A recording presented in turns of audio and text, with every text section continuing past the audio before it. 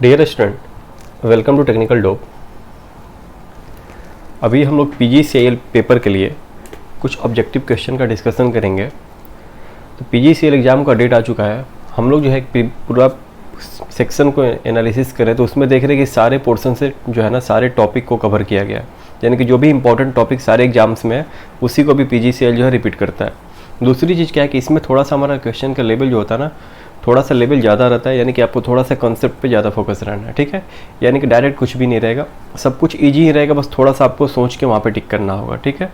तो ये पेपर जो है अभी नेक्स्ट मंथ में होने वाला है, तो हम लोग जो है अभी लगातार जब तक आपका पेपर नहीं होता डेली 10 क्वेश्चन करेंगे। और एक बात ध्यान दो आप लोग, ये 10 क्वेश्चन में आप मिनिमम 20 to 30 कॉन्सेप्ट को सीखोगे, जो कि आपके आगे जो है ना जो भी टेस्ट सीरीज मतलब जो भी आप प्रैक्टिस करोगे उसमें आपको फ़ायदा मिलेगा, ठीक है। तो चलो हम लोग शुरू करते हैं अपने वीडियो को। आप सभी लोग से उम्मीद करते हैं कि आप लोग जो है अंत तक वीडियो को देखिएगा और बहुत कुछ इसमें सीखने को आपको मिलेगा, ठीक है। आज हमारा तो बहुत ही बेसिक टॉपिक है। नेक्स्ट वीडियो जो हमारा आएगा उसमें हम लोग पावर सिस्टम, पावर ट्रांसफार्मर और बेसिक इलेक्ट्रिकल तीनों को मिक्स करके 15 क्वेश्चन तैयार किए, उसका प्रैक्टिस सेशन आएगा। आज का जो है प्योर हमारा जो है बेसिक इलेक्ट्रिकल के ऊपर ये हमारा वीडियो होगा, ठीक है।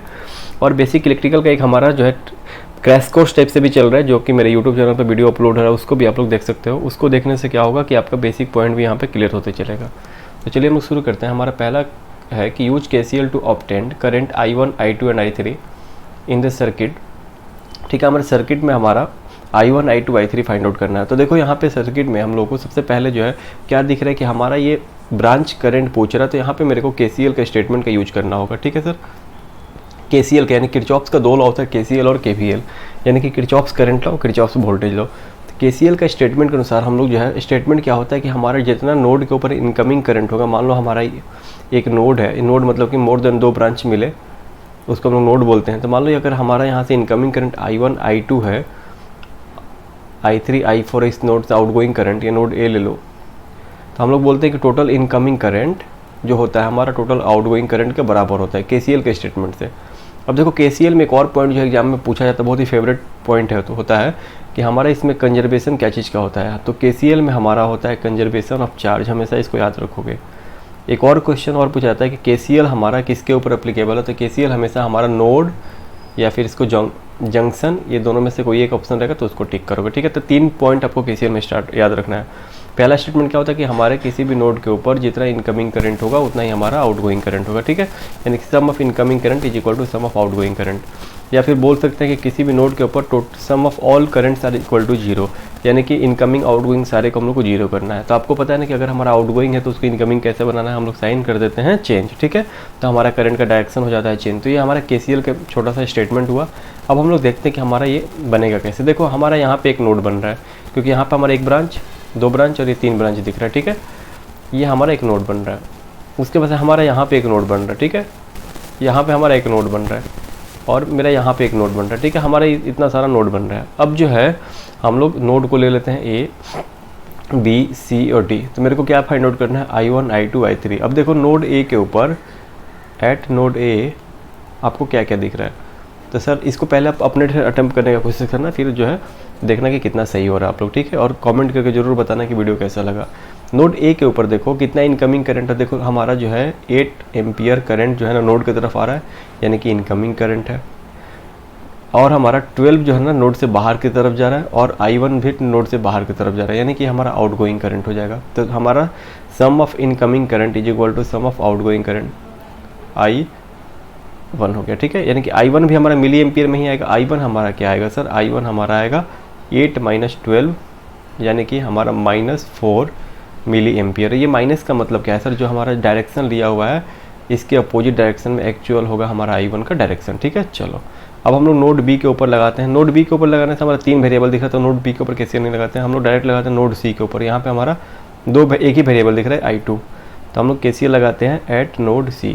तो यहाँ पे बताइए आप लोग की इनकमिंग करंट क्या है, हमारा इनकमिंग करंट है 9 एम्पियर मिली एम्पियर। आउटगोइंग क्या है I2 + 8, तो यहाँ से I2 का वैल्यू निकल के आएगा 1 मिली एम्पियर, ठीक है। अब जो है नोड D के ऊपर लगाइए आप लोग KCL eight node D। KCL लगाओगे तो क्या मिलेगा आपको, हमारा नोड D के ऊपर क्या दिख रहा है, ये हमारा इनकमिंग करंट हो गया 12 एम्पियर। आउटगोइंग करंट क्या है हमारा, इनकमिंग करंट फिर I3 भी है, आउटगोइंग करंट हमारा है 9। तो I3 हमारा निकल के आएगा -3 मिली एम्पियर। ठीक है, क्लियर यहाँ तक? मिली लिखो या नहीं लिखो कोई दिक्कत नहीं, क्योंकि सारे हमारे जो यूनिट्स हैं मिली में ही है। ठीक है, तो हमारे जो भी I1 I2 I3 का वैल्यू भी आएंगे वो किस में आएंगे? मिली एम्पियर में आएंगे। क्लियर है? चलो अब नेक्स्ट देखते हैं। दूसरा सवाल क्या पूछा है, रेसिप्रोकल ऑफ रेजिस्टेंस। देखो रेसिप्रोकल ऑफ रेजिस्टेंस क्या होता है, तो देखो रेसिप्रोकल ऑफ रेजिस्टेंस को हम लोग बोलते हैं कंडक्टेंस। ठीक है, यानी कंडक्टेंस को हम लोग दिखाते हैं जी से, कंडक्टेंस को हम लोग डिनोट करते हैं जी से। अब कंडक्टेंस का यूनिट क्या होता है सर, तो कंडक्टेंस का यूनिट होता है महो, या फिर इसको हम लोग और भी क्या बोलते हैं सर, ओम इन्वर्स भी बोलते हैं। ठीक है, ये हमारा कंडक्टेंस का यूनिट होता है। क्लियर है? इतना सारा चीज़ कंडक्टेंस में आपको याद रखना है। मिनिमम कंडक्टेंस को जी से डिनोट करते हैं कंडक्टेंस को, उसके बाद से ही इसको ही हम लोग बोलते हैं सीमेंस। ठीक है, अगर आपको कंडक्टेंस को दिखाना होगा तो जी इक्वल टू लिखा रहता है 5s, यानी कि 5 सीमेंस। ये एस हमारा क्या होता है? यूनिट होता है। जैसे हमारा आर में लिखा रहता है ना 4 ओम। क्लियर है? तो ये हमारा ऑप्शन सी हो जाएगा। ठीक है, चलो मिनिमम इतना चीज़ आपको कंडक्टेंस के बारे में पता होना चाहिए किसी भी बेसिक एग्जाम के लिए। आगे बढ़ते हैं। नेक्स्ट क्वेश्चन क्या है, इसमें हमारा बोला है कि फाइंड I1 I2 I3। देखो अब इसमें भी फिर से हम लोग को KCL का यूज करना होगा। तो देखो कितना नोड बन रहा है, ये हमारा एक नोड बन रहा है, यहाँ पे हमारा एक नोड बन रहा है, यहाँ पे हमारा एक नोड बन रहा है, और यहाँ हमारा एक नोड बन रहा है। तो node A B C D use कर लो, KCL लगाओ। कहाँ पे? नोड A के ऊपर। KCL eight node A, node A के ऊपर जो है कितना इनकमिंग करंट है, देखो हमारा 1 एम्पियर नोड A के ऊपर इनकमिंग है, I1 हमारा इनकमिंग है, यानी कि 1 + I1 हो जाएगा, is equal to outgoing current कितना है? 10 आउटगोइंग है और 2 आउटगोइंग है नोड A के ऊपर, तो 10 + 2। तो I1 का वैल्यू क्या निकल के आ जाएगा हमारा? 11 एम्पियर। ठीक है, अब जो है I1 मेरा निकल गया, I2 फाइंड आउट करना है। तो I2 कहाँ पे निकलेगा सर? I2 मेरा यहाँ नोड B के ऊपर निकल जाएगा। चलो तो KCL लगाओ eight node B, KCL eight node B। KCL यहाँ पे लगाओगे तो क्या होगा? देखो सर हमारा यहाँ पे इनकमिंग है 2 और 3, आउटगोइंग है I2 और 1। ठीक है, 1 एम्पियर भी आउटगोइंग है, 2 भी हमारा आउटगोइंग है, यानी कि हमारा I2 क्या निकल के आएगा सर? 4 एम्पियर। ठीक है, यहाँ पे एम्पियर में होगा कि सारे यूनिट हमारे किस में दिए हुए हैं? एम्पियर में। I3 भी निकाल लोगे, I3 कहाँ पे निकालोगे? I3 हमारा D के ऊपर नोड KCL यूज करके या फिर C के ऊपर यूज करके आप लोग I3 फाइंड आउट कर लोगे। ठीक है, चलो आगे बढ़ते हैं। और देखो फिर से हमारे KCL का एक और करंट, देखो KCL का क्वेश्चन जो है ना PGCL में पिछले एग्जाम में मैं देखा कि 2-3 सवाल पूछा हुआ है KCL के ऊपर, सिर्फ I का वैल्यू फाइंड आउट करने के लिए। ठीक है, इसीलिए मैं थोड़ा सा यहाँ पे इसको करा दे रहा हूँ। पिछले ईयर का भी मैं क्वेश्चन देख रहा था, उसमें देखा मैं कि 2 से 3 सवाल जो है ना KCL के ऊपर पूछा हुआ है। चलो अब यहाँ पे देखो कितना नोड बन रहा है, ये एक हमारा नोड बन रहा है, यहाँ पे एक नोड बन रहा है और यहाँ एक नोड बन रहा है। नोड A ले लो, B ले लो और C ले लो। अब देखो सबसे पहले अगर नोड A के ऊपर KCL लगाओगे तो 2 वेरिएबल मिलेगा, I1 I2। नोड C के ऊपर लगाओगे तो कितना वेरिएबल मिलेगा? 1 वेरिएबल मिलेगा। तो अप्लाई करो KCL कहाँ पे? Apply KCL eight node C। ठीक है, मेरे को I1 I2 से ही मतलब है। तो नोड C के ऊपर KCL लगाओगे तो हमारा I1 इनकमिंग है, आउटगोइंग कितना? 4 और 3 दोनों आउटगोइंग है। ठीक है, तो I1 हमारा निकल के आ गया 7 एम्पियर। अब जो है ना KCL लगाओ नोड B के ऊपर, तो वहाँ से हमारा क्या निकल के आ जाएगा? वहाँ से हमारा निकल के आ जाएगा I2।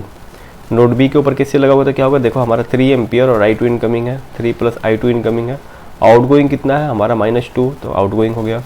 I2 क्या निकल के आ गया सर? -2 -3, यानी कि -5 एम्पियर, यानी कि एक्चुअल डायरेक्शन के अपोजिट डायरेक्शन में ये फ्लो करेगा। I2 का हमारा एक्चुअल डायरेक्शन किधर होगा? B से A की तरफ होगा, क्योंकि I2 हमारा क्या आया है? हमारा I2 ओरिजिनल आया है A से B, जो कि नेगेटिव साइन है। इसको पॉजिटिव बनाने के लिए क्या करते हैं? इसका साइन हम लोग चेंज कर लेते हैं। ठीक है, चलो अब जो है देखो यहाँ पे क्या पूछा है, डिटरमाइन V1 थ्रू V4। अब देखो आपको जो है ना, ये तो कोई कन्वेंशनल सवाल नहीं, ऑब्जेक्टिव सवाल को सॉल्व करना है। तो कैसे करोगे? देखो कुछ नहीं करना, मैं बस इस सवाल को इसलिए लिया हूँ कि मैं बताना चाहता हूँ कि आप जैसे चाहो वैसे यूज कर सकते हो। आपको क्या निकालना है सर? आपको V1 निकालना है। तो इसमें बोला V4 के थ्रू। अगर आप कोई सेमेस्टर एग्जाम दे रहे हो, कोई कन्वेंशनल पेपर दे रहे हो तो वहाँ तो ठीक है, लेकिन ऑब्जेक्टिव एग्जाम के लिए आपको V1 से मतलब है। तो यहाँ पे हम लोग KVL लगा देंगे इस लूप के अंदर। ठीक है, यानी कि इसमें हमारा सारा 3 एलिमेंट है, तीनों के क्रॉस में मेरे को ड्रॉप पता है। KVL लगाने के मेथड में बता रहा हूँ, माइनस से प्लस जाते हैं, माइनस से प्लस एरो दिखा देते हैं, माइनस से प्लस एरो दिखा देते हैं। अभी का स्थान से चलो V1 से चलना शुरू किए, 8 के पास है तो 8 हमारे अपोजिट डायरेक्शन में जा रहा है, तो -12 हमारे साथ जा रहा है, तो इसको प्लस ले लो, इज इक्वल टू 0। तो V1 का वैल्यू निकल के आ जाता है -4 वोल्ट। ठीक है, बाकी आप सब चीज़ निकाल सकते हो, V2 भी निकाल सकते हो, इसके अंदर यूज करके V3 भी निकाल सकते हो, V4 भी निकाल सकते हो, आपकी मर्जी, जैसे चाहो वैसे आप इसको फाइंड आउट कर सकते हो। तो आप जो है ना घर पे कर लेना। V2 कैसे निकालोगे सर, इसमें क्लोज लूप में, V3 किस में, इस क्लोज लूप में, V4 किस में, इसमें क्लोज लूप में। कुछ नहीं करना है आपको, माइनस से प्लस एरो ले लेना है और सारे एलिमेंट्स के अक्रॉस आपको ड्रॉप पता है तो KVL लगा दो। Sum of all voltage drop across any close loop क्या होता है हमारा, 0 हो जाता है। चलिए अब नेक्स्ट देखते हैं। इसमें क्या बोला कि फाइंड V1 एंड V2। अब देखो V1 V2 दोनों फाइंड आउट करना है। हमारा एक KVL का सवाल है।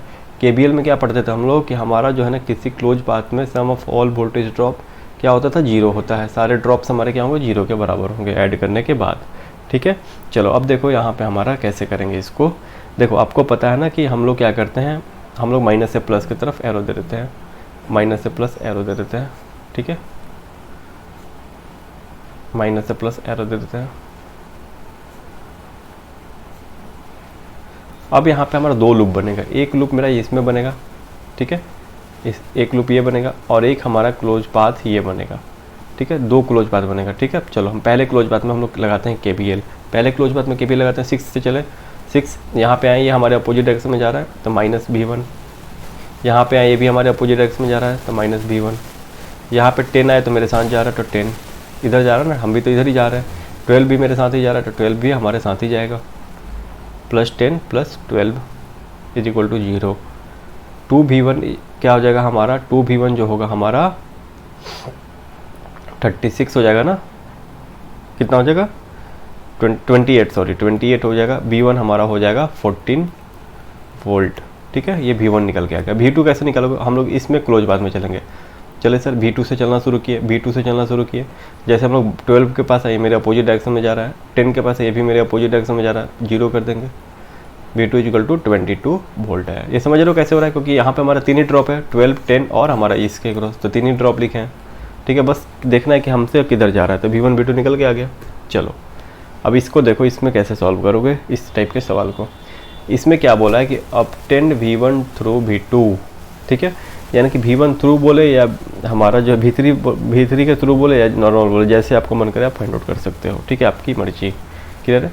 अब देखो आपको क्या दिख रहा है कि हमारा जो है सर, हम लोग चाहे तो इसमें भी KVL लगा सकते हैं, हम लोग चाहे तो इसमें भी KVL लगा सकते हैं, हम लोग चाहे तो इसमें भी KVL लगा सकते हैं, हमारी मर्जी, जैसे मन। हम लोग चाहे तो ये बड़ा वाला लूप भी ले सकते हैं, वो मेरी मर्जी है। ठीक है, तो इसमें देखो मैं आपको ये होमवर्क दे रहा हूँ कि आपको इसको सॉल्व करके आंसर बताना है। ठीक है, कोई ज़रूरी नहीं कि V3 के क्रॉस लेना है, आपको कैसे भी जो है ना V1 फाइंड आउट करना है, जिस मेथड से फाइंड आउट करो आपके ऊपर है, यूजिंग KVL। ठीक है, चलो नेक्स्ट देखो, इसमें क्या बोला है कि फाइंड I एंड VAB।